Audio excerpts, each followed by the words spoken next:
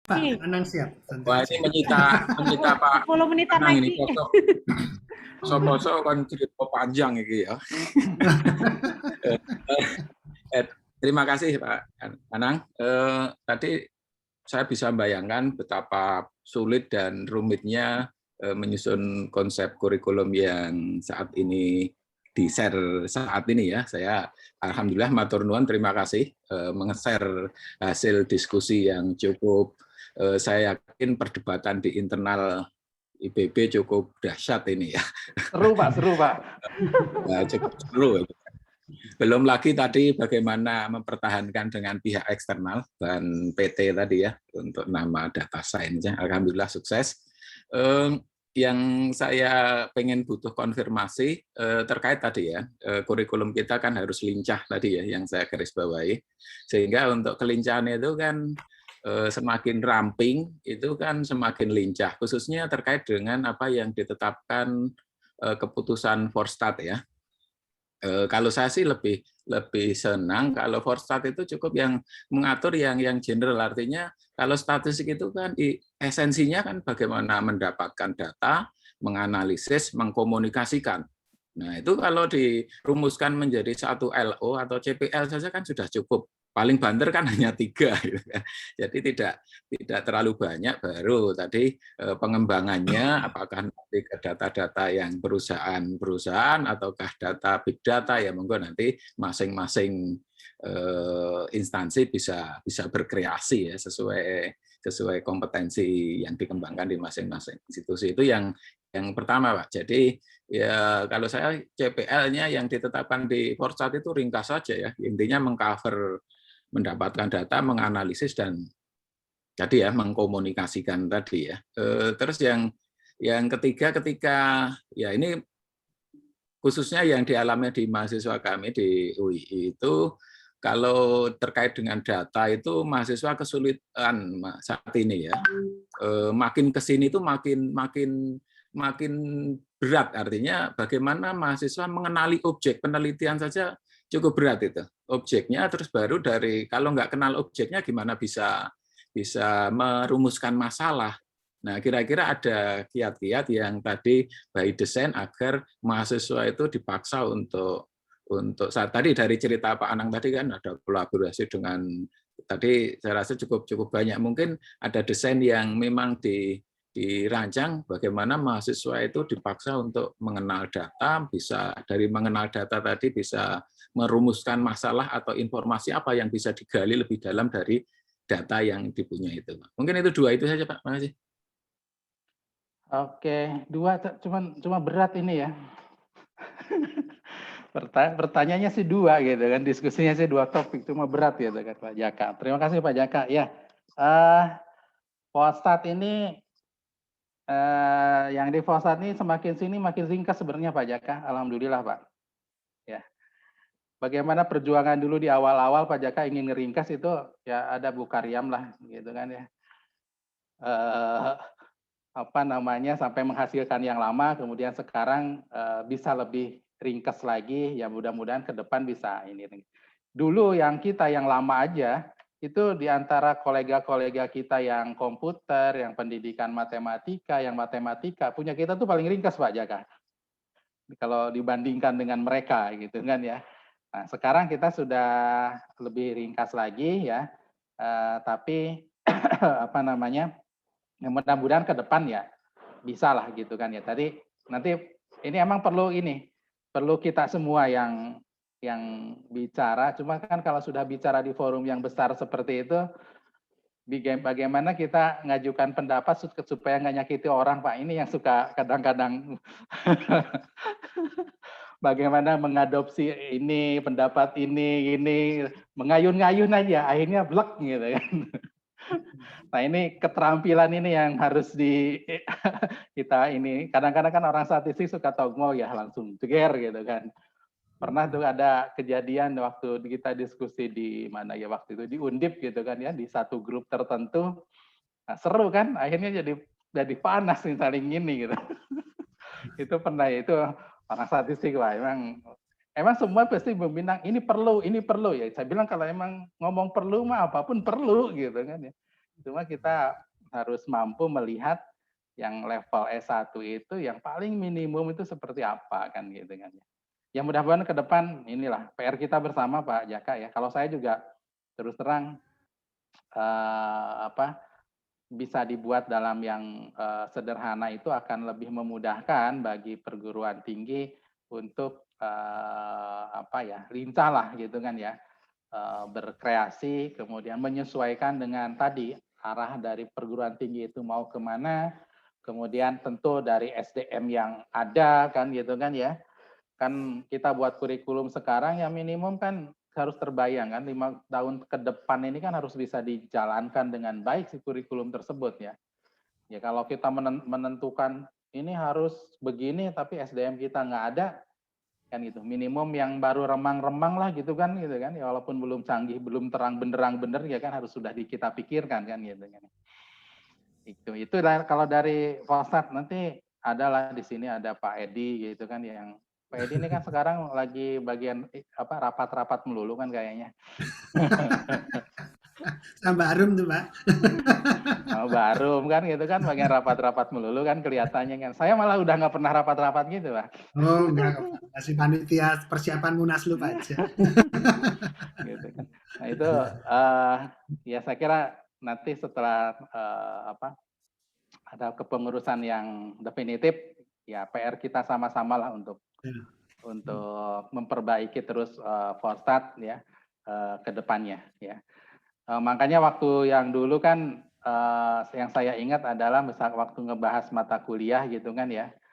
Saya berusaha sekali kalau dari target 14 kali pertemuan misalkan gitu kan ya satu semester itu, maka kalau bisa itu hanya sampai 7 kali lah gitu kan yang benar-benar harus ada gitu kan ya di setiap inti yang harus ini gitu. Sehingga sisanya itu bisa dikembangkan. Waktu itu sih ya kalau nggak salah sampai ke level 10 kali lah kalau nggak salah ya. Hitung-hitungan kasarnya sehingga 4 itu di setiap 4 kali pertemuan itu di setiap perguruan tinggi itu bisa bervariasi gitu kan ya. Gitu kan. Jadi kalau ini bisa diterapkan ya, tapi ke syarat minimum di semua perguruan tinggi harus isi materi suatu mata kuliah itu kalau saya berpandangan itu harus ada ya. Kenapa? Supaya siapapun dan kuliah dimanapun konsep dasar atau keterampilan dasar dari sisi yang statistika yang dibutuhkan itu bisa sudah dipegang gitu kan oleh mahasiswa gitu kan supaya tidak ada perbedaan yang sangat jauh dari satu perguruan tinggi ke perguruan tinggi yang lain. Sebenarnya ada batasan minimum yang dulu dari tahun 2010 di Polsat kita bangun tuh kira-kira ke sana arahnya Pak Jaka. Jadi harapannya dia lulus dari perguruan tinggi manapun di seluruh Indonesia itu punya dasar yang relatif lah gitu kan ya. Sama sih pasti enggak lah gitu kan ya. Tapi tidak jauh berbeda lah gitu dari satu perguruan tinggi ke perguruan tinggi yang lain. Perbedaan itu pasti ada gitu kan ya. Itu yang terkait dengan minimum di Polsat ya, emang PR kita. Nah, kemudian yang kedua jadi lupa saya Pak pertanyaannya Pak. Tadi Pak, supaya mahasiswa mengenali data tadi loh. Artinya Iya, betul Pak. Kami juga itu termasuk problem yang berat Pak. IPB ini sekarang ini dengan pola penerimaan perguruan tinggi negeri yang baru ya, itu terus terang proporsi Jabotabek itu makin lama makin besar ini. Dan itu bagi kami ini mumet sebenarnya Pak. Kami itu sebenarnya dibina dari awal sama sesepuh lah gitu kan. Itu lebih senang kalau sangat variasi gitu ya dari seluruh Indonesia gitu kan ya. Walaupun mungkin kalau dari sisi kepinteran gitu kan ya, anak yang dari Jakarta karena dengan fasilitas dan segala macamnya yang ada, mungkin jauh lebih pinter pada saat masuk ya. Tapi setelah di dalam kan belum tentu juga kan gitu kan ya ininya. Gitu kan. Nah, sekarang itu emang problemnya yang kami hadapi juga kurang lebih relatif homogen ya. Sehingga apa namanya, kalau sudah anaknya anak dari Jakarta, anak yang dari kota-kota yang besar gitu kan ya, kalau berbicara dengan terkait data yang dari lapang itu mereka diem itu gimana gitu kan. Nah itu emang PR bagi kita. Nah salah satu yang kita lakukan adalah apa namanya itu kerjasama dengan teman-teman prodi lain ya. Harapannya emang ya mereka bisa memberikan ilustrasi dan bahkan mungkin punya gambar, punya ya ini yang lengkap gitu kan ya. Cuma ini PR-nya adalah yang dari sisi apa istilah saya, manajemen pengelolaan kuliahnya ya, Pak Edi, Pak Jaka ya. Karena kebetulan kalau kami sih, misalkan saya, walaupun tidak tercatat ngajar di ekonomi, terus diminta oleh orang ekonomi ngajar, karena ngajar sekalipun, kemudian saya yang ngisi berita acaranya di sistem, maka otomatis nama saya nanti yang terekam ke sana dan hitung-hitungan, ujungnya kan sekarang ini kan hitung-hitungnya ke remunerasi kan gitu kan ya. Itu walaupun cuma sekali ngajar di mana, ya itu nanti terhitung gitu kan. Nah, jadi tidak mesti yang tercatat formal ininya. Nah, itu mungkin sekarang yang akhirnya jadi bagi kami juga memudahkan untuk mengundang teman-teman gitu kan ya dari instansi. Jadi yang kita lakukan tidak mesti dia diajak sekian kali pertemuan diberikan jatah enggak. Jadi dari 14 kali pertemuan mungkin saya misalkan sedang berbicara apa namanya time series gitu kan ya, supaya lebih mengena lagi terkait dengan bidang perbankan, maka saya bisa ngundang orang dari luar dan dia bisa masuk. Kalau dia dosennya, dia masih dosen IPB juga ya, dia otomatis suruh ngisi administrasinya. Kalau enggak ya itu hanya undangan dari luar aja sebagai narasumber dan dia ngajar seperti ya nanti institusi lah suruh bayar kan gitu kan ya, kan gitu. Itu yang kita lakukan sehingga harapannya dengan mengundang mereka bukan hanya di dalam bentuk kuliah umum tapi di dalam kuliah kelas kita, kita minta untuk membawa ilustrasi real yang dia punya gitu kan ya, untuk mampu menggambarkan. Dan yang kita minta biasanya adalah supaya mereka berbicaranya praktis kan, biarin teorinya jatah kita gitu kan ya, bercerita macam-macam tapi di praktis itu seperti apa sebenarnya, gitu Pak Jaka yang kita lakukan gitu kan ya. Nah, karena kalau ngandelin kita sendiri yang dari dalam Pak, terus terang terbatas banget Pak, gitu kan ya. Yang karena saya memahami ya kita semua kan juga dibina dari konsep yang lama gitu kan ya. Sekarang dihadapkan dengan mahasiswa yang baru seperti ini, ya kita mau nggak mau kan harus membuka ini kita juga gitu kan ya, untuk mau berkolaborasi dengan pihak lain gitu kan ya. Oke, jadi gitu Pak ininya Pak, yang kami coba kembangkan lah gitu kan ya. Walaupun terus terang ya itu ya tidak mudah lah Pak untuk bisa berjalan sempurna gitu kan ya. Tapi itu yang coba kita kembangkan ya. Kalau kemarin sih ada mata kuliah yang saya buat hampir seperti itu waktu semuanya gitu kan ya. Bahkan lebih 14 kali pertemuan, 10 saya undang orang-orang, itu adalah mata kuliah topik khusus, Pak. Saya undang orang-orang, suruh ngomong gitu kan ya. Itu di dalam. Nah, kalau kemarin lagi COVID, terpaksa saya pakainya yang pakai Zoom semua gitu kan. Nah, kalau dulu nggak COVID, saya undangin tuh para praktisi, baik dari misalkan riset, kebetulan di sini kan ada dari Kementerian Pertanian yang riset bagaimana desain eksperimen di bidang agriculture. Mereka kalau yang bercerita itu kan lebih nyambung lah lagi. Dan dia punya foto-foto gambar yang benar lagi kan. Kita kan ceplok-ceplok dari mana kan kalau suruh cerita ini kan. Gitu. Minimum itulah gitu. Itu yang kami lakukan Pak. Gitu.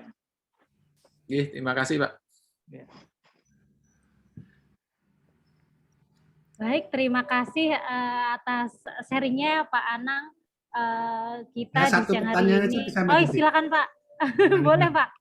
Gimana Pak Anang? Aman Pak? Oh, yang muda ada nggak? Yang muda ada tanya dulu nggak Mbak Titi? Yang teman-teman dosen muda ada dulu nggak? Kesempatan yang muda dulu. Ada nggak? Gimana Bu Ayun mungkin? Yang muda mah ditunggu tanyanya di sini aja. 3 tahun, 4 tahun di sini nggak apa-apa nanyanya. Ya udah, kalau baru ada atau siapa ada? Badan langsung mau. Jadi dulu. Iya, makasih. Baik, makasih Pak Anang. Ya. Jadi kalau nanti kebutuhan untuk bisa mengayun-ayun gitu, kalau statistika UI sudah punya ayun, Pak. Nah, gitu. Sudah punya ayun. Baik. Ayunnya dia lagi ya, Pak ya. Iya. Ada 2, Pak. Yang pertama terkait dengan magang tadi itu. Kalau magang tadi kan untuk waktu yang lama. Tentunya kan ini ya, butuh desain yang bagus terkait dengan beberapa kemungkinan dari mahasiswa. Jadi kalau asumsi kita kan mahasiswa itu normal semua gitu ya, mengikuti proses dengan baik dan seterusnya. Nah, yang saya tanyakan kalau misalkan ada sesuatu di luar kendali yang bersangkutan, katakanlah sakit, nah gitu Pak ya, artinya kan itu perlu kita antisipasi. Sehingga ketika dia itu tidak bisa melanjutkan, apakah nanti pertimbangannya atau yang akan dilakukan adalah yang pertama lulus aman, yang kedua adalah tidak lulus. Ketika tidak lulus, ini kan luar biasa ya Pak risikonya ya. Jadi ngulang, kalau telah ngulang 1 semester ke depan, itu pun juga cari tempat yang sama atau cari tempat yang setara. Atau mungkin mengambil mata kuliah. Nah ini kan ada konsekuensi terkait dengan nanti ya, terkait dengan apa Pak, masa studi. Tadi walaupun di tempatnya Pak Anang tadi ada ya, sudah tidak menggunakan, jangan kalau saya pakai bahasa gaul aja, lupakan target IPK, lupakan kan gitu ya. Yang penting PLO-nya nyampe kan gitu Pak ya tadi. Kalau misalkan saya pakai bahasa saya. Nah mungkin mohon masukan ini tentang skenario dari IPB ketika misalkan ada mahasiswa yang kondisi di luar skenario, itu satu. Kemudian yang kedua terkait dengan mahasiswa mengambil mata kuliah di tempat lain. Atau misalkan mengambil mata kuliah di perguruan tinggi lain. Nah, kalau konteks kita itu adalah tadi arahnya itu adalah pencapaian PLO tadi Pak, pencapaian untuk CPL ya, untuk CLS nanti. Ini apakah nanti ada proses Pak ngecek terhadap CPMK? CPMK misalnya ketika ada seorang mahasiswa mau ikut, katakanlah statistika UI, mau ikut ke IPB atau kemana dan seterusnya, itu apa perlu dilakukan misalkan cek dulu. Jangan-jangan hanya sama di bajunya saja, tetapi CPMK-nya jauh, misalnya seperti itu, Pak. Nah, apakah ada proses seperti itu, Pak? Makasih, Pak. 2 aja, Pak. Ya, terima kasih, Pak Edi ya. Pertanyaan yang bagus sekali ya. Oke, yang pertama terkait ada masalah di magang atau di PL ya. Dulu di PL dulu lah ya, yang 2 bulan. Kalau magang kan belum kejadian ini. Kemarin anak-anak yang ikut magang karena hanya sedikit, selamat-selamat aja, beres-beres lah gitu kan ya. Kalau di PL pun kami yang cuma 2 bulan tuh pernah Pak kejadian Pak. Makanya kami menempatkan mahasiswa di tempat praktek lapang itu tidak sendirian Pak. Itu yang kita ini. Jadi tidak sendirian tuh ada di belakang juga. Jadi semua tuh ada latar belakangnya gitu kan ya. Jadi tidak sendirian. Kalau sendirian mumet kita ngontrolnya Pak. Gitu. Walaupun kita sudah meminta mereka untuk membuat report tertentu gitu kan ke pembimbingnya, gitu kan ya. Tapi kan kalau sendirian ya bisa aja dia macam-macam kan gitu kan ya. Nah, jadi makanya kita pasangkan kecuali sangat-sangat terpaksa gitu kan ya, minimum ada 2 orang di satu tempat. Tujuannya yaitu untuk bisa memberikan yang satu report ke kita lah kalau ada masalah. Kan kadang-kadang kalau problemnya sakit, kadang-kadang anak nggak bilang kan gitu kan ya. Kan gitu kan ya. Atau tahu-tahu hilang dengan sendirinya kan temannya ini bisa lapor gitu kan ya.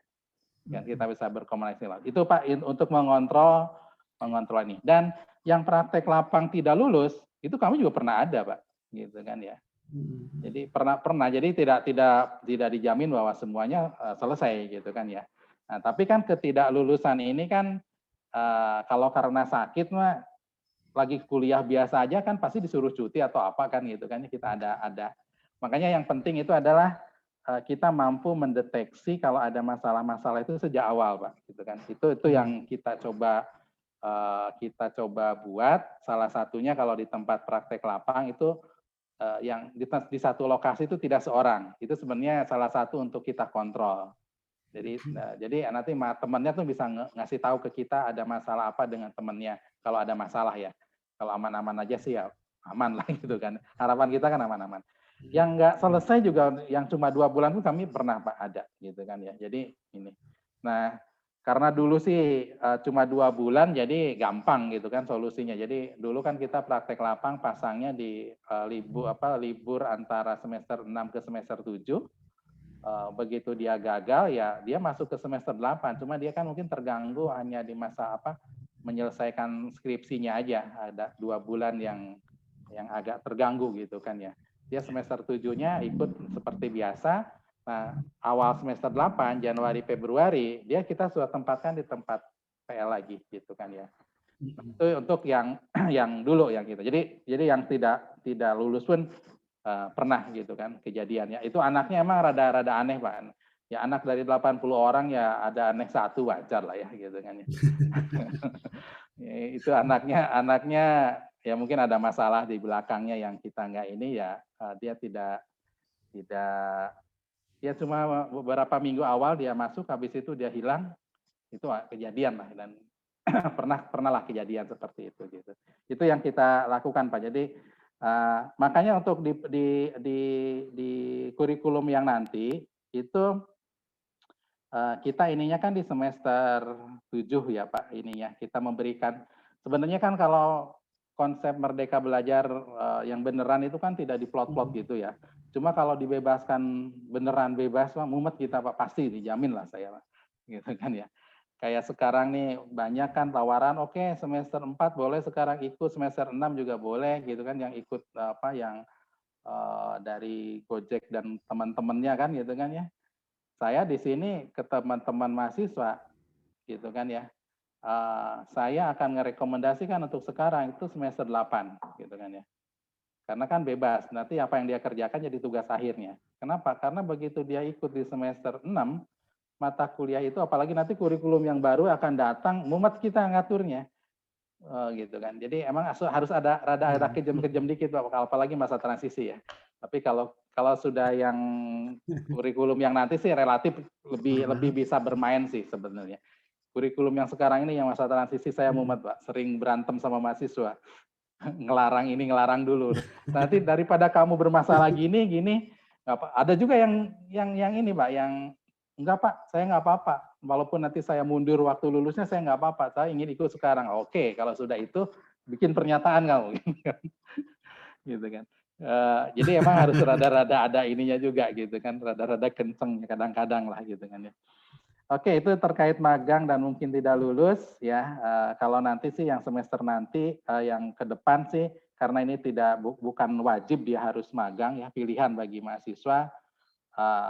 Ruang-ruang untuk penggantinya tuh bisa lebih banyak sesungguhnya, gitu kan ya.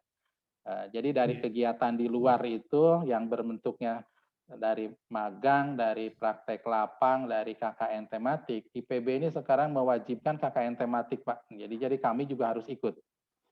Jadi KKN tematik ini di satu tempat itu harus terdiri dari kombinasi program studi di IPB, nggak boleh hanya satu program studi. Dan yang diselesaikan problemnya adalah harus problem-problem yang real, tapi bukan ngecat figura, bukan gitu ya.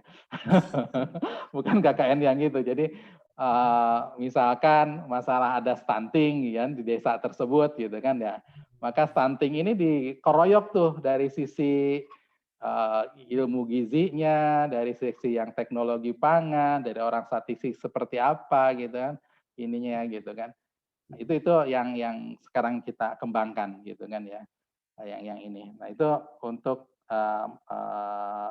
bentuk KKN tematik yang dikembangkan oleh IPB. Nah sementara magang itu menjadi tidak wajib, dalam artian dia boleh ngambil magang, boleh ngambil PL, boleh ngambil di kampus lain, di tempat lain atau bentuk yang lain. Tapi secara tidak tertulis kami sebenarnya mengarahkan minimum ikut PL yang 2 bulan, Pak. Sehingga itu sangat didesain bagi kami gitu kan. Karena harapannya pertama kolega-kolega kita masih oke, bahkan ada yang siap sampai 6 bulan. Harapannya mahasiswa ini pernah berinteraksi dengan problem real yang lebih dekat dengan dunia kerjanya. Tapi secara formal di kurikulum nggak kita tulis karena nggak boleh, Pak. Tapi secara tidak formal dalam program kita kira-kira seperti itu. Ini kalau ketahuan IPB saya dimarahin ngomong gini juga, Pak. Karena nggak boleh sebenarnya kalau secara. Tapi secara tidak formal karena kan kita punya tujuan juga, Pak. Iya. Oke. Untuk SKS di tempat lain, nah ini Pak, kalau jadi gini, kebetulan kalau kami ini kan dari sejak awal juga udah ada dari dulu istilahnya mata kuliah pilihan, kemudian kurikulum dua periode kurikulum yang kemarin berarti 10 tahun, istilahnya mayor dan minor, dan kemudian supporting cost. Ya. Nah, sekarang istilahnya sebenarnya di enrichment cost, itu pengayaan, gitu kan. Dan kata-kata pengayaan ini tidak mesti harus kental statistikanya, gitu kan ya. Kayak tadi saya sebutkan ada anak yang ngambil mata kuliah ikan hias karena sifatnya dia supporting cost, is okay gitu, silakan itu ya. Ini kamu. Jadi ada ruang yang tidak mesti harus benar-benar statistika. Nah, sehingga kalau ada yang ngambil mata kuliah di tempat lain, kejadian yang pergi ke Jepang waktu itu saat mahasiswa ada, pulangnya ya budaya Jepang, bahasa Jepang, terus gitu-gitu ya. Terus mau diapain? Ya setelah memenuhi kita lihat ya ininya ya kayak RPS-nya lah gitu kan ya, beban perkuliahannya seperti apa, ini memenuhi nggak kaidah SKS di kita, dihitung berapa SKS, ya udah kita laporkan, kita akui ini sebagai supporting cost gitu kan ya. Itu sudah berjalan hal seperti itu. Apalagi nanti dengan sistem Merdeka Belajar Kampus Merdeka itu jauh lebih oke. Karena sekarang pun kami hal seperti itu sudah berjalan gitu Pak ya. Nah, itu kalau tidak. Nah, tapi kalau ingin menggantikan mata kuliah yang inti kita yang tadi, itu pasti jauh lebih hati-hati, Pak. Gitu kan. Tapi kalau hanya semacam pengayaan, ruang untuk pengayaan bagi dia, gitu kan ya. Itu ya kami tidak terlalu detail lah gitu kan, asal memenuhi beban, memenuhi SKS berapa. Tapi kalau untuk menggantikan mata kuliah tertentu yang sifatnya wajib lah gitu kan ya, mata kuliah inti kita yang nanti ke learning outcome dia sangat diukur ketercapaiannya, itu pasti akan diperiksa. Nah, ini baru juga kemarin nih ada satu mahasiswa tapi dari jurusan lain, dari perikanan, dia pergi ke Jepang, ngambil mata kuliah statistik and probability di sana gitu kan ya. Kemudian ketua departemennya menghubungi saya karena kan yang berhak untuk menyetarakan apakah itu cocok nggak dengan mata kuliah metode statistika gitu kan ya di IPB, itu yang berhak adalah departemen statistik. Jadi mereka ngajukan, ini Pak Anang begini, kondisinya gini, saya minta rekam ininya kayak RPS-nya lah gitu kan ya. Gini gitu kan. Oke, saya bilang ini walaupun ini diselenggarakan di Jepang dan kita hormat sama Jepang ya, tapi RPS kita, target kita berbeda dengan mereka gitu kan ya. Nah, jadi mereka kalau ini mata kuliah ini nggak bisa diakui gitu kan. Ya oke. Sebenarnya akhirnya jadi oke gitu. Mereka juga terima dan akhirnya kita sepakati oke diakui sebagai mata kuliah supporting cost. Nah, pengayaan, nah tambahan lah bagi dia. Tapi mata kuliah metode statistikanya nanti itu wajib. Tapi kita berikan alternatif ke mahasiswanya.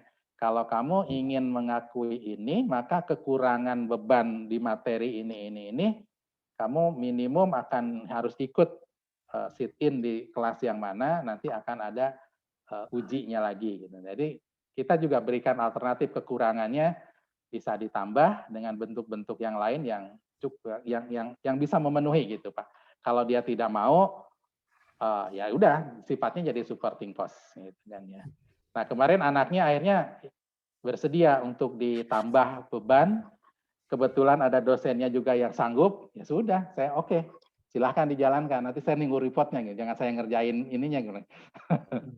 Gitu Pak. Jadi ya emang cuma sistem yang harus dibangun Pak Edi ya, karena karena saya ada di satu perguruan tinggi yang problem kemarin aja yang ngambil Satria Data yang credit earning, itu kan.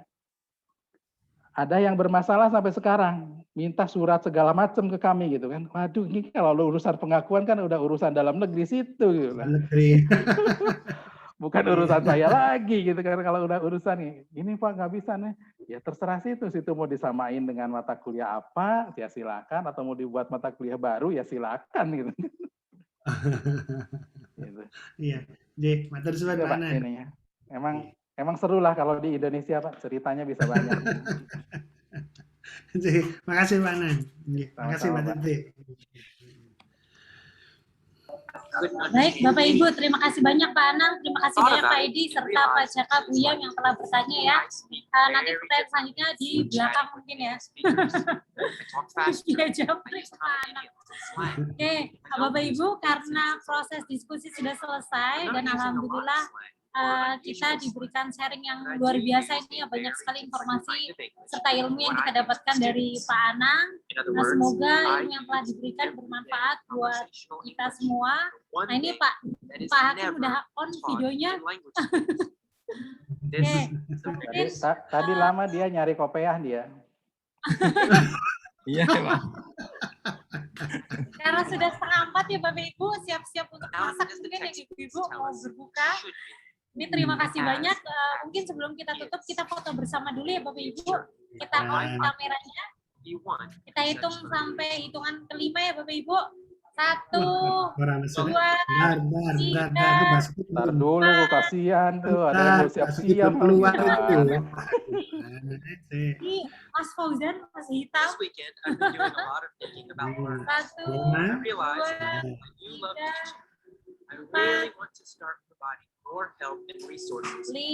5 ya. Oke. In my opinion, learners are the Sekali most lagi, important people in 1, education. 2, 3, Not 4, teachers, 5. not school, not Oke. administrators and bureaucrats, not technical Baik, terima kasih publishing Bapak companies. Ibu, karena sesi foto sudah selesai I've also come to dan ini realize that sudah mau language learners berbuka are the puasa people ya. I really Selamat want to reach. menunaikan ibadah puasa, semoga hari ini dipenuhi Unfortunately, segala education pahalanya, amin amin ya rabbal alamin. Iya. Kami dari panitia mengucapkan mohon maaf sebesar-besarnya jika ada salah learners kata are the salah ones perbuatan who will Bapak fix Ibu. education. Terima kasih banyak sekali They will lagi. fix it Salam by sehat abandoning semuanya. traditional Wassalamualaikum language warahmatullahi education wabarakatuh. in favor of Waalaikumsalam warahmatullahi wabarakatuh. Saya yang mohon maaf nih karena mungkin banyak ngobrolnya kemana-mana ya. Dan banyak Bagus Pak. dan banyak berceritanya yang mungkin bertentangan dengan yang tadi di depan awal pagi. Oh, enggak Pak. Karena kamu juga sudah mulai pinter ngayun nggak Pak? Nggak apa-apa. Kalau tadi kan itu menggunakan atas nama dikti, Pak. Kalau Iya. saya kan atas nama saya sendiri gitu. Kalau saya atas nama dikti juga ngomongnya gitu, Pak.